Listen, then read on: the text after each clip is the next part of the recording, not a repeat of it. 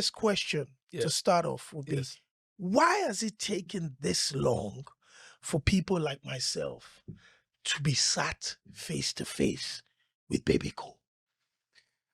Well, it's a very good question and straight question. I think I must give that fault to the likes of Bebe Cool. Because artists like Bebe Cool should have seen this earlier. I mean, the doors were open. The likes of you who created this route, this platform, the opening for all the big stars from Africa right now, from Nigeria, you guys did, but you never closed on anyone. The only problem is we were timid a bit, I think, when there was an opportunity. We were timid a bit.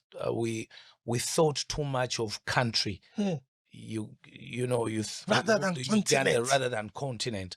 So it didn't give us an opportunity to think out of the box. Otherwise, I mean, I remember we used to go to the same clubs. That's 15 years ago. Okay. 15, 20 years ago. Yeah. I came to London. I've been coming to London for the last 25 years. I've been meeting only Ugandans. That was so wrong. I've been in London. Every time I come, I leave in a few days. You come in today, you have a gig tomorrow, then you leave the next day. That was the wrongest formula. And then also it wasn't helping, as in our countrymen in Uganda, who live in the UK, weren't helping to advise.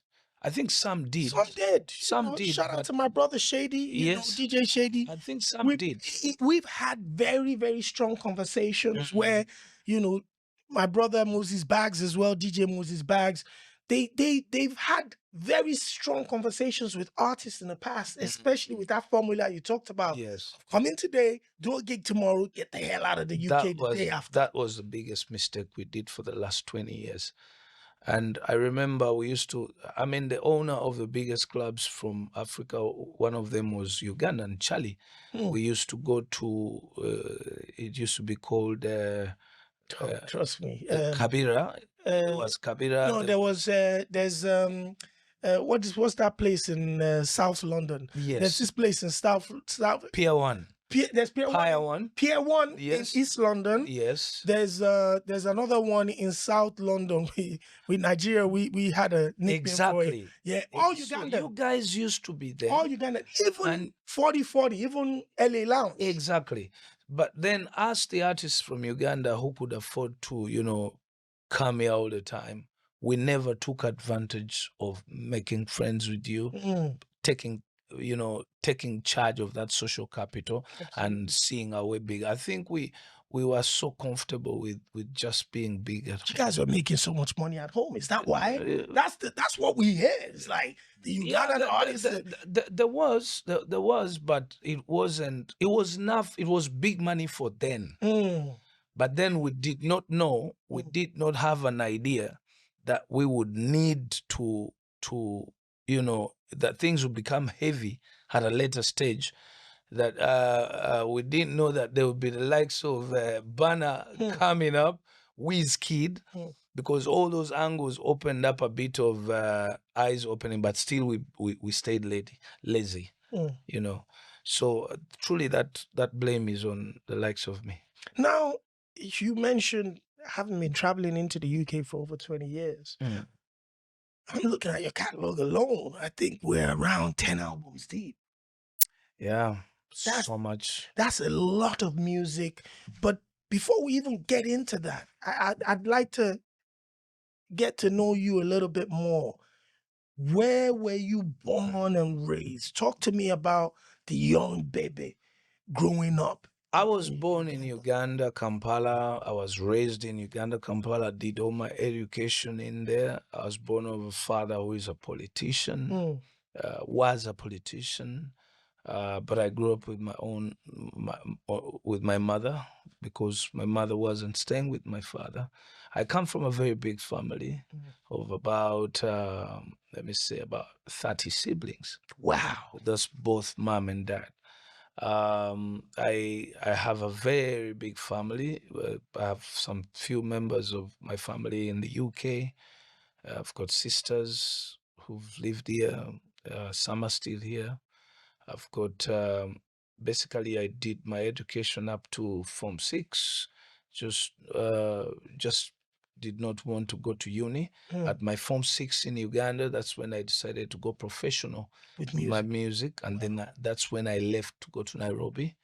I stayed in Kenya, Nairobi for about 6 years. That's when now I So Nairobi was where you actually became now became the the artist. artist. I was the school artist for all the years, that is for about 7 years in Uganda, until when I did my Form 6. And then after my Form 6, to get into uni, the first year, instead, I went to Nairobi, and then I decided to pursue my career. Why did you go to Nairobi? Nairobi was first. Nairobi was the first city in East Africa to openly embrace, you know, music and styles, Music. pop music, Yeah. fashion. I mean, people could come from Nairobi. They were wearing dreadlocks. In Uganda, if you had worn dreadlocks at that time, it The was a police. gone case or a mad person. Yes. You get it? Straight But Nigeria Nairobi, too. we had Nigeria we too. had young girls, we had young boys in offices with dreadlocks. So, and then at that time, Jamaican music was all over Uganda, dancehall music. So Still is. I know it was all over East Africa, Yes. but mainly it was too much in Uganda. And then because so many Jamaican artists were flowing into Uganda every single day. The likes of, I remember my last concert before I went to Nairobi was Red Rat and Goofy, and I was on the same stage. I performed on the same stage with Buju in Uganda. That is over 25 years. It's crazy. The influence from the Jamaicans was like everyone who flew in who had dreadlocks and it was okay. But then our culture, our people in Uganda did not accept it. And I come from a very hardcore family because my father was a minister at the time. And you don't wake up and you see a minister's son putting on dreadlocks. Being a bad boy. So I had to go to Nairobi and start everything there. But in my Form 6, in the last year of my education in Uganda, I grew my hair, getting ready for Nairobi so that I don't get there when I have a boss like me. You wanted to go to the market ready to take over. I was even dismissed from the best school because I was asked to cut the hair off in my second term of that final year. Wow. But I asked the headmaster, and he said, no, I was a prefect, so you're a prefect. You can't show a bad example unless if you leave the school. So I went back and spoke to my mom about it, and my mom said, unless if you get yourself a school. So I changed to any simple school, as long as I could keep my hair, because I knew the plan was to go to Nairobi, and then artists in Nairobi are putting on dreadlocks and fashion and everything and cornrows at the time. I wasn't just going to be plain, and it wasn't going to work out. So I changed school. I kept my hair. As soon as I finished my exams, I took my pen and paper, my bag and books to my mother. I'm like, let's wait for the results. But in the meantime, I'm off to Nairobi. And what was that like for a young teenager who had dreams of being a superstar? You couldn't stop me. You couldn't stop me because I was hungry for success. I was so hungry. The music industry in Uganda, the people who were there at that time could not give anyone a chance. So I wasn't that a very good vocal artist, but I loved it. It was in with The soul. The soul was telling me the only thing I could do was music. So, but there was a very rough situation in Nairobi because Ugandans used to be killed in Nairobi. Wow. Yeah. So it was bad.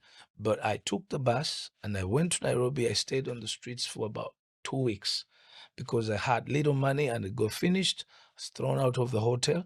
But by the time I was thrown out of the hotel, I had found a studio. And this guy was called Mohammed. Mohammed was a very rich guy and he had a very nice high-end studio equipment in his personal apartment. Wow. So he had this apartment in a very nice high-end, estate. But he was working on the music as a hobby, not as a profession. Not a profession. So someone clicked me and said, I know someone, you go in there and knock and talk to the gentleman who's in that house. I hear sound in that house. Wow. So I went in there and knocked, and then the guy said, oh, so you do music? Come in. Can you sing for me? I said, yeah, I can sing for you. So I had a CD with 11 instrumentals that were given to me by Red Rat before he left at the concert. Wow. So I had all these 11 songs in my head. The You had lyrics, created it in your mind. no, I had listened to the albums, so I knew all the songs. So I just gave the guy the instrumentals and went in the booth. And I said, do or die. I went non-stop 11 tracks, and this guy just told me, you can't leave this place. We need to do some stuff. So we started working, but then I could walk and then walk back about 10 miles to the city center. And then I didn't care whether I didn't have food or slept on the street. I was so happy that I had found a studio, a professional studio, because it wasn't there in Uganda. There was no studio. The guys had small things and then you couldn't access them. So we started working. We worked for about a month. We worked for about 3 weeks until one of those times he's so happy, but he was a bit old. Yeah. He told me, when you get a producer, you can bring him in so that you guys can work together, because I don't think I'll be able to continue like this. I have business here. His family was in Mombasa. So he allowed me to stay in the studio. Before staying in the studio, he dropped me back one time to town. Told me, Bebe, so you're going back to town? I say, yeah. So he drops me back in town. As I directed him to the place, and then he's like, okay, we're here, yes. So I jumped out of his car and ran upstairs in the hotel. But the askari came chasing me. Bebe, you Ugandan, come. So he was speaking in Swahili, the askari, saying, you owe me money. Because the askari used to keep my bag on the street. Wow. When I go to the studio. So this guy thought I pretended like as if I was coming from the hotel. I'm staying inside. Yeah. But the truth is I was staying with the askari on the street. So when he came shouting, the boss heard before he could take off. So he stopped the car and followed me up at the reception. And he asked me, I heard this guy saying you owe him money. What's going on? I told him, the truth is this, I owe him money because he keeps my bag. So the guy asked, why does he keep your bag? I'm like, yeah, I stay with him on the street at night. The guy had tears in his eyes. I think I owed that guy about 200 Kenya shillings at that time. And then he was given about 4,000 Kenya shillings that same night. And then he asked me to get my bag and put me in the car, took me back to the studio because it was an apartment. And he went and did some shopping for the kitchen. He got me beddings from the supermarket. It was night, but it was open. He got me stuff and gave me the keys to a whole apartment. Wow. Now, that was the beginning of this Bebe Cool, because I then went from 0 to 50. Accommodation for free, food for free, a studio. And then I'm given an opportunity to find somebody to come and work with me as a producer. And that is the biggest production group that has ever been in Kenya. It's called Ogopa DJs. Yeah, Ogopa DJs. That's now how I found him. And we now started to stay in that studio together with Ogopa. And we started, I got one of the friends of mine called Red Sun. He joined me, and then later Chameleon joined. And then we started going around Kenya on Miss Kenya concerts. And when we were doing Miss Kenya, that's when also Ugandans are hearing, there's these Ugandan guys who are taking over Kenya, so it was quite a journey with challenges, but interesting because I could only see one thing, myself successful. Nobody could stop me. You can tell up to now. Yeah, the drive is crazy. But one of the things that's very interesting, you and I have spoken about this briefly, is the Jamaican influence Yes, in East Africa. it is too much. How? How did that start? Do we know how? Because like the dancehall that I was listening to in Kenya, I swear to you, this my nephew is half Jamaican, half Nigerian. He's a Rasta man himself. You can see in his hair. Like, I don't think he listens to as much Jamaican music as I heard in Kenya whilst I was out there, bro. It's crazy. You see, first it was about Congolese in Uganda, the influence. It was too much because we're neighbors. Yeah. I mean, these guys were like heavenly. Yeah. So when I went to Kenya and worked with, and Chameleon came and joined me in Kenya, at that time there was a lot of Congolese music. Yeah. But they had started to promoters had started to bring in a few Jamaican artists. And this Jamaican accent, because Uganda is a very good English speaking country, Yeah. but then it got so much interest in the patois. So if you could come out and speak, yo, go on, me there, let's go, yeah, that kind of thing. Yeah, So gives you a coolness. Gives you a coolness. So our industry was there, but it was so mellow. It was for old guys. High life music, Exactly. local. There was no showbiz. There was no sense of fashion. So when I went to Nairobi, I opened up a key to those most important things. One, confidence that it's okay to speak patois. The young generation confidently competing at the highest level of competition. I mean, this one was, you buy a car, I buy a car. You buy a house, I buy a house. Put on a private number plate, I put on one. Until when we even go to levels of gunshots. Wow. Where it was war. So it was, and we used to read much about the industry from Jamaica. Really, it was like it was just romanticized. It was put into the heads of the Ugandan industry. So the only thing, like my idol was Buju Banton. Straight. I mean, I had the roughest voice you could ever hear. I mean, this guy, every night and day, I used to sleep and I'm like, yes, I have to be as rough as Buju. And surprisingly, reggae music has a thing in it, message. Yes. So because of the background of the country, messages were flowing. Yeah, and Uganda, coming from civil wars and stuff like that, there are people who are so critical when it comes to message at the time. Different from today, of course, where the Gen Zs don't have any reason for message. And I keep telling guys, that was having a good time. Right? Yes. So the people at that time could welcome reggae, and then the edge was in the lazy age.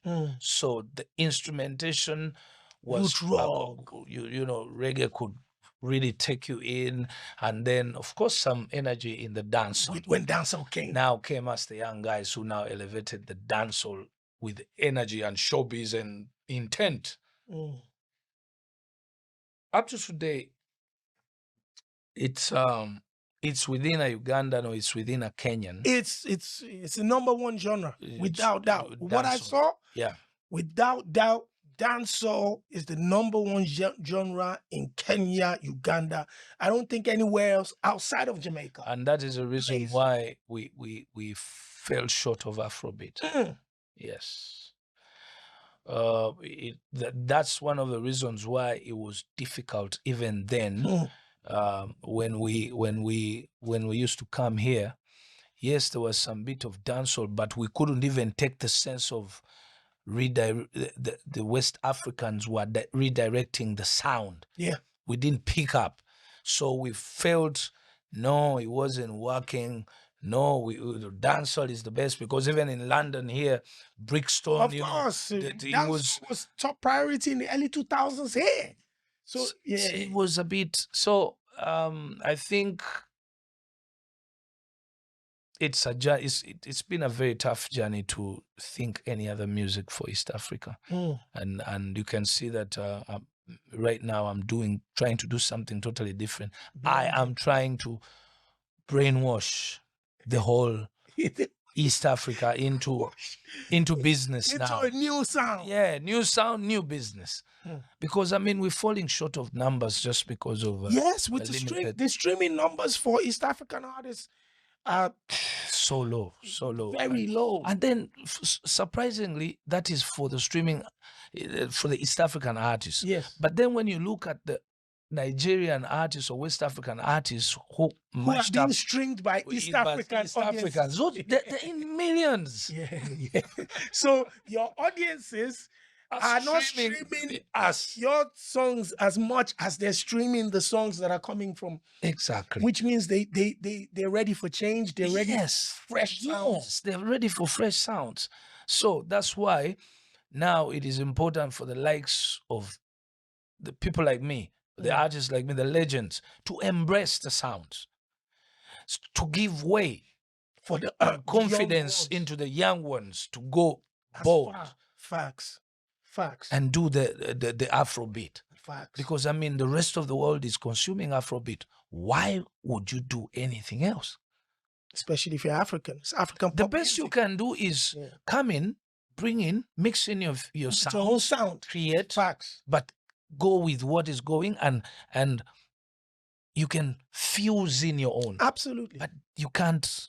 I can't think be it left also took behind. me a very long time. You know, it also comes with pride, you know, false confidence. You know, I'm okay. And then you've been successful for so long. So why would you know, if you're successful for so long doing something as an African man, usually the last thing you sit back.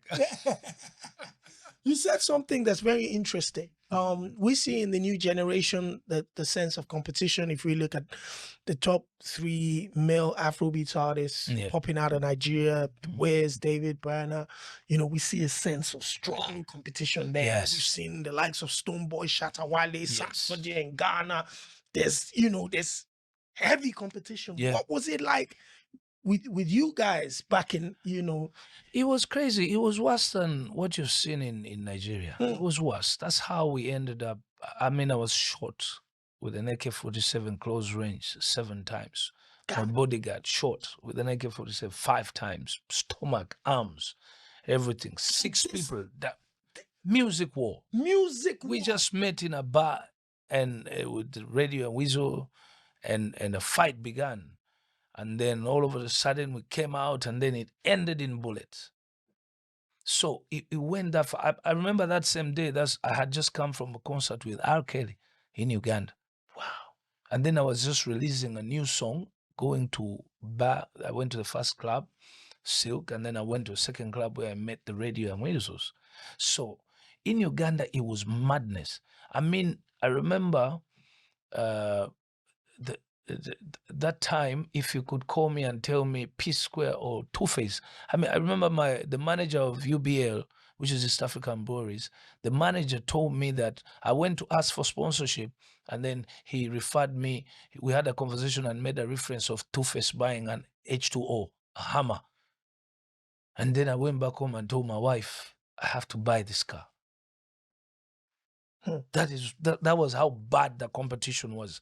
And then the competition mainly was between me and Chameleon, despite the fact that you came from the same camp. Exactly.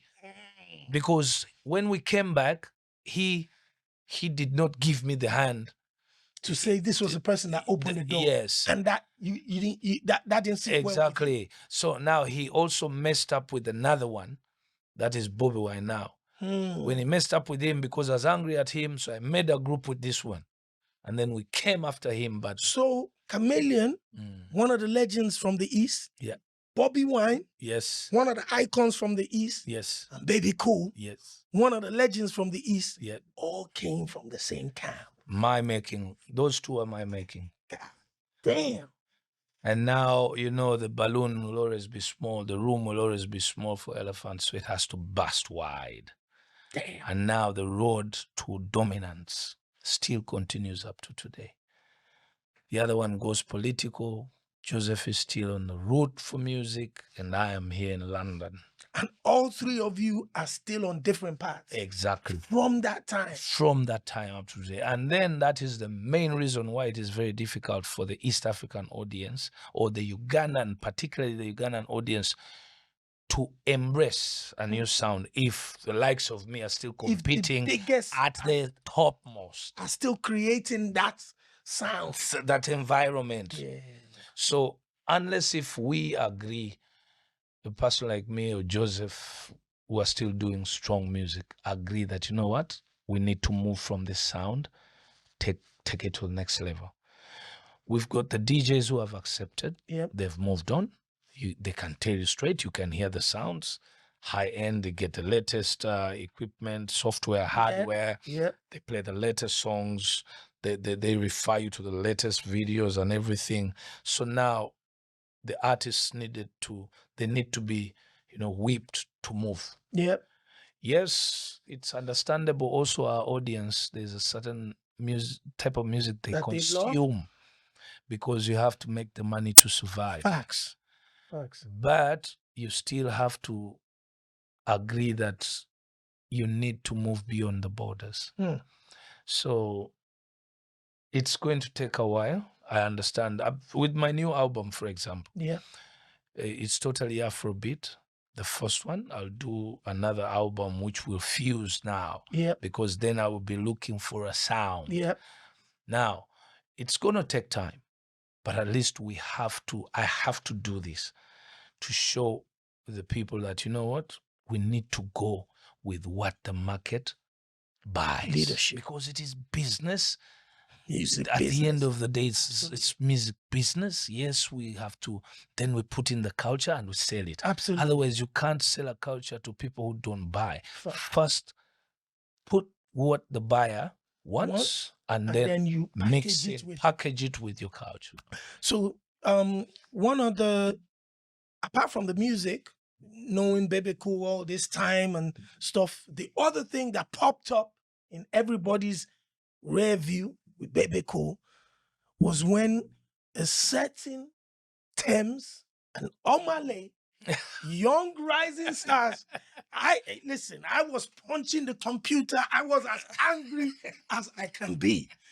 Well, these are the young stars that we had in 2020. The first major show. They go over to Uganda for a show, and boom, they got into problems with the authorities. They got arrested and locked up. And then social media starts flying. You know how social media moves. The perception was that Bebe Cool was the reason why they locked up my own star. I remember I called DJ Tunes, DJ Neptune. I was calling everybody. I was calling Eddie Kenzo. And then Neptune now called me and told me that he had gotten on the phone with you and that we should all calm down, because we were on our way to Uganda to go and grab Bebe Cool. So tell me, sir, what exactly happened? Why did you get my own stars arrested in Uganda? First and foremost, I didn't get them arrested in Uganda. It was, it's very difficult when the internet picks on a story in a direction. It's very next to impossible to turn it around. It all began by a friend of mine calling me. It was about 3 o'clock in the night. I was sleeping. It was COVID time.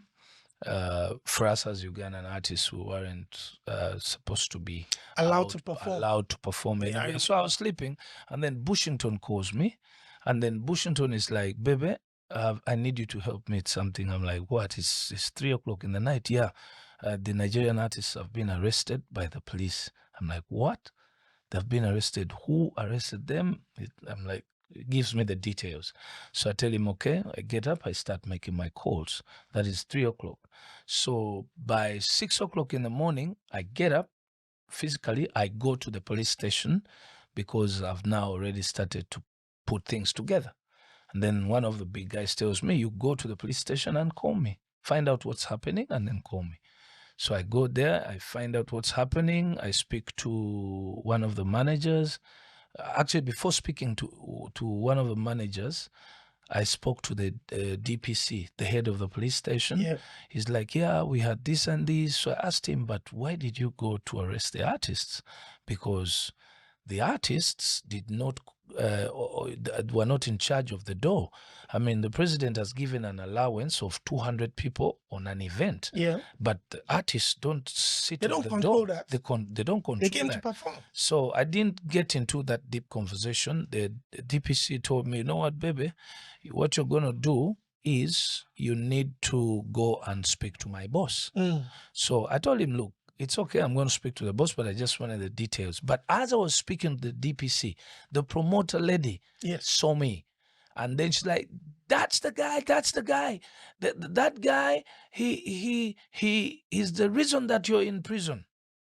The lady that promoted the event. Why was she pointing to you saying that? She was saying that because I had, 2 weeks before that event, once that event started to be advertised as a branch, the artists in Uganda, we were totally mad at the government. I remember. Because we had been shut down from performing for over a year. A year and a half. Okay? Yeah. So not even I, who was pro-government, who's pro-government, who could even perform for even 100 people. Wow. I couldn't. So everyone was tweeting. So we as artists decided to tweet to government so that they can allow us to do the small gigs. Yeah. So we were giving that as an example. Okay, if you let Thames and Omale perform in Uganda for the branch, then allow also us guys. I think my tweet is still there. There's something like that. I don't remember the exact words. So because it's Bebe Cool, so my tweet, the biggest artist in the country. So at that moment at the police station, my issue was 2 artists, but 3 people had been arrested. The promoter was arrested, and the 2 artists. But I had come for 2 artists. And then the mother of the promoter was there. And she had heard me only talking about 2 people. 2 people, yeah. So I didn't get into a confrontation with the lady at that time. What I did is I told the DPC, let me go to Naguru at the main office, speak to the big boss, and then I come back. So 7 o'clock, I head to the big office.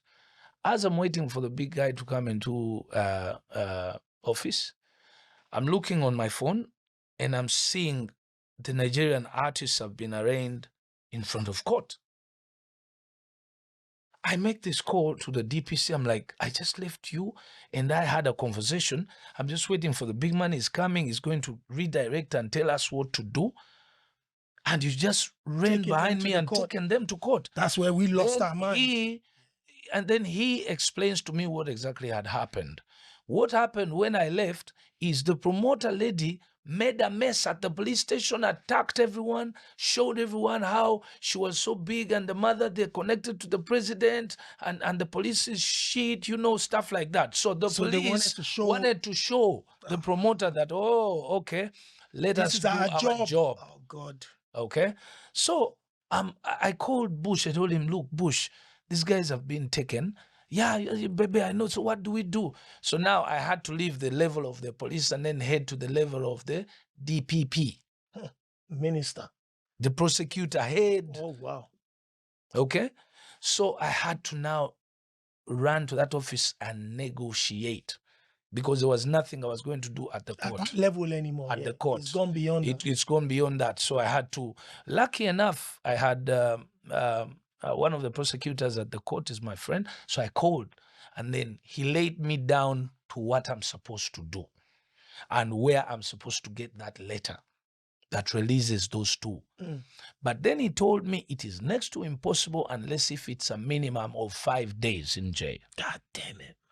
So at that moment, that's when I now got a call from Davido. Wiz was calling, Davido was calling. What was David saying? Whiskey, what were they saying? They're like, I think what caught my eye was David. David is like, baby, I've been told you're the guy who had these guys arrested. That's what we all heard. I'm like, how? I'm the guy who was woken up at 3 o'clock. I'm the guy who has been up and down since 3 up to now, and I'm the guy who's going to get these guys out. Who told you that? And then I'm like, okay, David, you know what? I'm handling this situation. Let me handle. You calm down. I'll handle, and then I'll get back to you. So I actually made one thing. So many different, social capitals of mine were calling from Nigeria because they got that news that it was Bebe. Yep. And then I was telling them, guys, I'm handling to bring these artists out. Okay. And then later on, I'll explain to you what exactly it is. So that's how that day went. And then I moved around, got the letters, took them to court. And then, of course, that was evening. It was kind of getting late. So they spent one night. So the next morning, I managed to break through and, got all the papers that I needed to. We thought it was our own ambassador that got them released. That's what we thought. No. It wasn't the ambassador. He didn't even step anywhere. It was single-handedly Bebe. I remember I had an issue because I had to, both of them were taken to different prisons. They were not in the same. Because male and female. Yes. Yeah. So I had to arrange 2 different cars, 2 different crews, and I was doing it undercover. I wasn't in the public doing moves like that. Yeah. But I was feeding Bushington, and then Bushington was feeding the big team at MTV because the bosses at MTV were ringing as well. So what happened is once I got, it was about, I think, 11 o'clock, I got the judge to sign off, pick them. Then I took the document. I went with my own personal car and security, and then I divided my security into the second car to go pick up Thames with another manager of mine, female. So I went to pick up Omale. So I got to the prison. Cars don't get to a certain area. Yeah. Mine went in because I didn't want media personality or the people who had come to even see me or even take a pic of the artist. Yeah.